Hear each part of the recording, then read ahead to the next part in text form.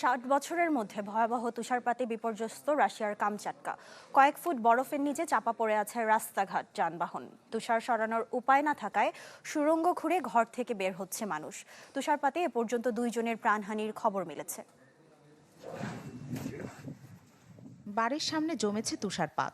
বরফের স্তূপ এত উঁচু যে ছোটখাটো পাহাড় বললে ভুল হবে না। আর এই বরফ না কাটলে বের হওয়ার উপায় নেই। তাই ঘর থেকে বের হতে তুষারের স্তূপ কেটে তৈরি করা হচ্ছে সুড়ঙ্গ। রাশিয়ার দূরপ্রাচ্যের কামচাটকা উপদ্বীপের বাসিন্দাদের বর্তমান অবস্থা এমনই। 60 বছরের মধ্যে সবচেয়ে ভয়াবহ তুষারপাতের সাথে লড়ছেন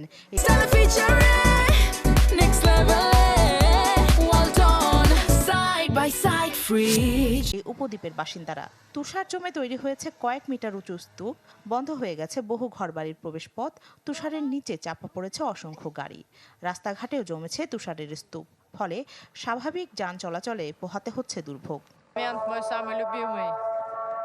আমি আপনাদেরকে তুষারপাত কতটা উঁচু স্তরে জমেছে তা দেখাতে চাই।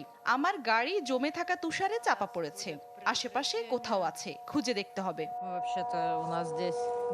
ভারী তুষারপাতে কামচাটকার রাজধানী পেট্রোপাভলভস্ক কামচাটস্কিতে সড়কের অবস্থা হয়ে উঠেছে অত্যন্ত বিপজ্জনক, যাতে প্রতিনিয়তই বাড়ছে দুর্ঘটনার সংখ্যা।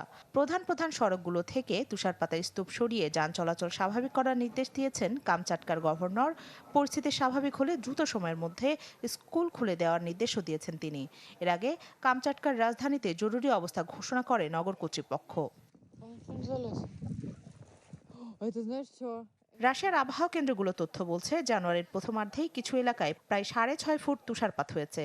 এর আগে ডিসেম্বরে 12 ফুট তুষারপাত রেকর্ড করা হয়। রাখি জেসমিন, চ্যানেল 24।